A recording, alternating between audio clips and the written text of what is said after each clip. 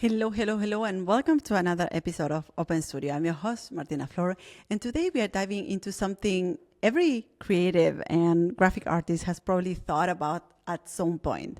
I need a little income boost. I need a little bit of income right now, and I still want to stay true to my craft. So in this episode, I want to share 5 strategies that you can use to create an income boost. And all of this using your creative skills. Now, you might be looking for an income boost because you want to invest into something, or you want to expand your skills, or you want to buy a new computer or a new tool for your creative business. So no matter what your motivation is, this episode is for you. Welcome to Open Studio Podcast, space for lettering artists, illustrators, and creatives who are determined to thrive in their passion. I'm Martina Flor, and I've been through the ups and downs of building a successful creative business. From struggling to make ends meet to achieving my dream of becoming an award-winning lettering designer, I've learned valuable lessons along the way. Now, I'm here to share those lessons, strategies, and tips so that your journey can be smoother. Whether you're looking to turn your passion into a career or want insights to boost your creative business, this podcast is your guide. Join me on the Open Studio Podcast and let's make your creative dreams a reality.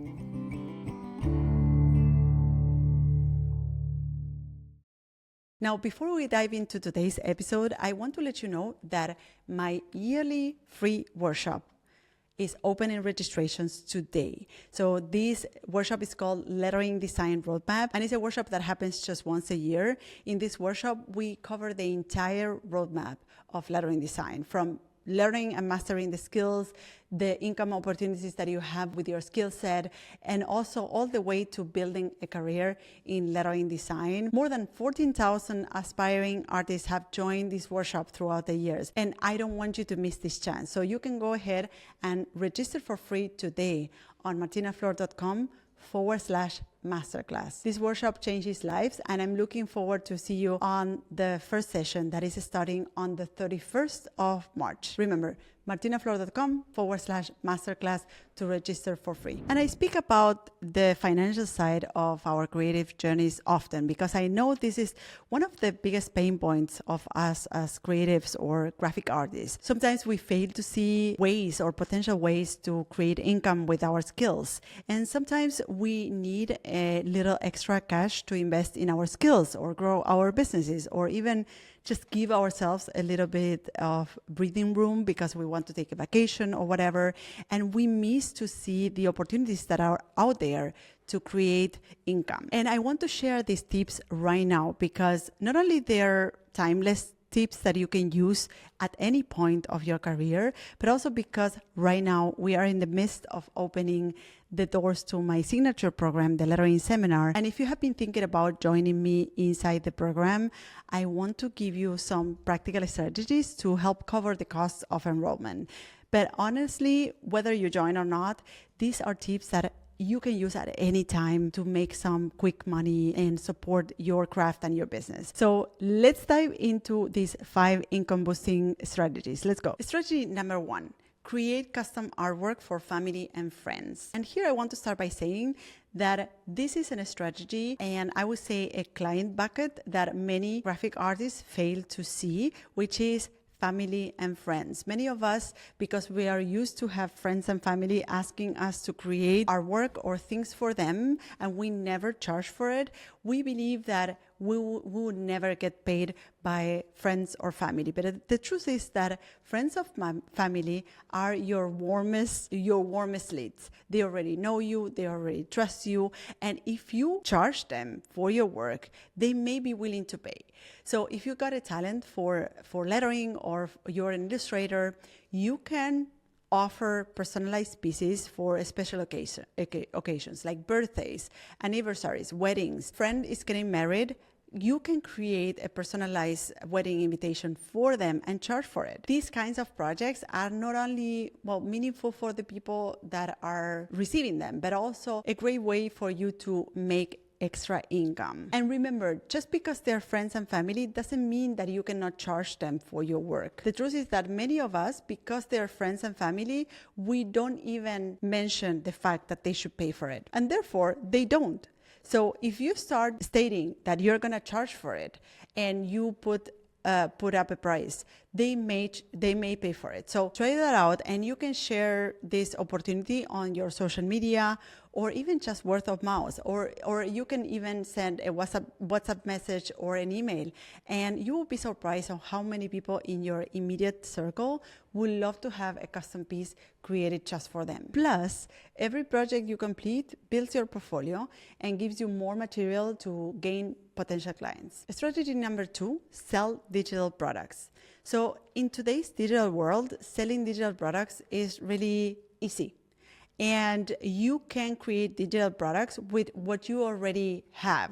You can turn a print or a design that you have already created into a downloadable print.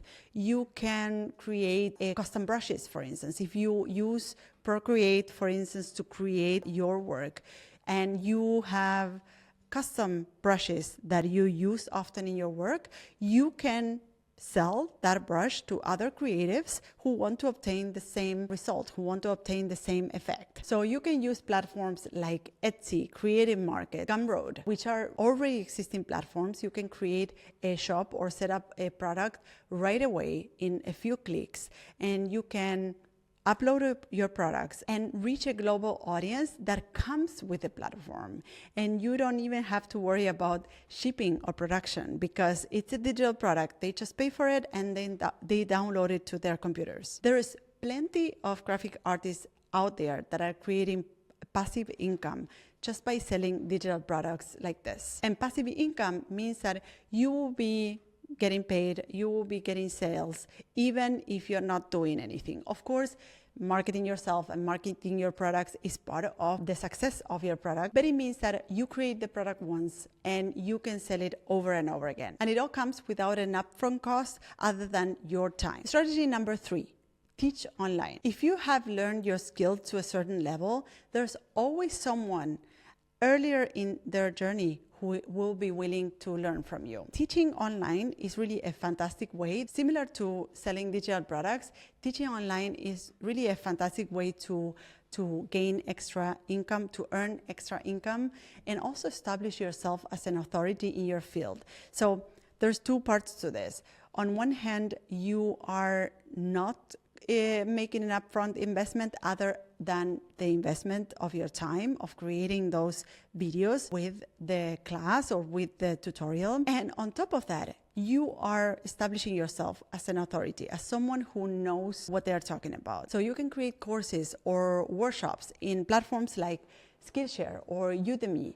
These are free marketplaces for courses. The same way that, or similar to the digital products, there's marketplaces that have their audience already. So you don't even have to have a big audience yourself. You can tap into their audience and sell your courses. And you can do that by breaking down your process, your creation process, into simple, digestible lessons, and include exercises that the students can do. And even these platforms sometimes offer a kind of like a step-by-step process to create a course yourself. So they offer their guidance for you to start out creating your own courses. And it's really a win-win. You help others learn and you build your own brand, your own authority, and at the same time, you make additional income.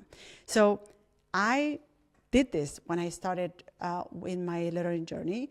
I started teaching. That was one of the things that I did kind of like from day one. So I started by offering in-person workshops. In fact, my first workshop was for free, and then I charged for every workshop that came after that one. I offered that first in-person workshop, then I set up my online class on an online platform, and later on I started conducting workshops inside companies. So for the in-house design teams of companies and brands.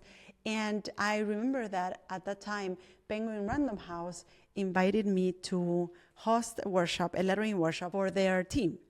And what is interesting is that not only they hired me to teach that workshop, but after we finished that session, they sat down with me and they commissioned me to design 3 book covers.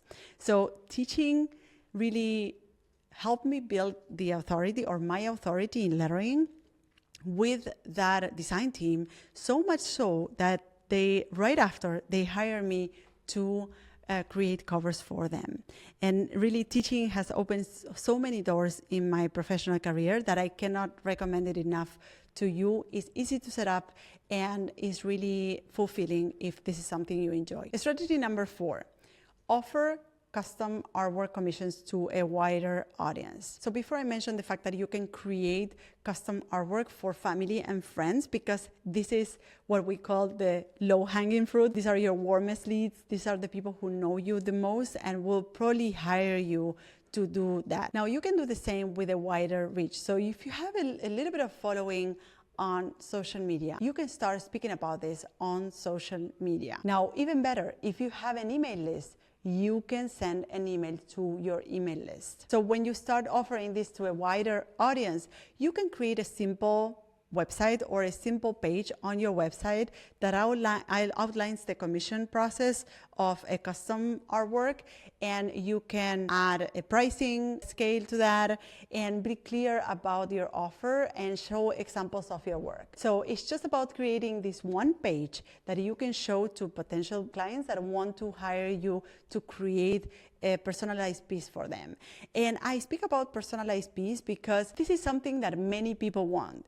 Many people want to have the name of their son lettered by an artist. Many people want to have a personalized piece of artwork in their home. So this is a skill that you have and that you can offer and can have an immediate market when you advertise it. So if you're gonna move from offering that to family and friends onto a bigger audience on social media or on your newsletter, then you can create a specific page for that so that they get all the information they need to know to commission a personalized piece from you. Strategy 5, sell merchandise featuring your artwork.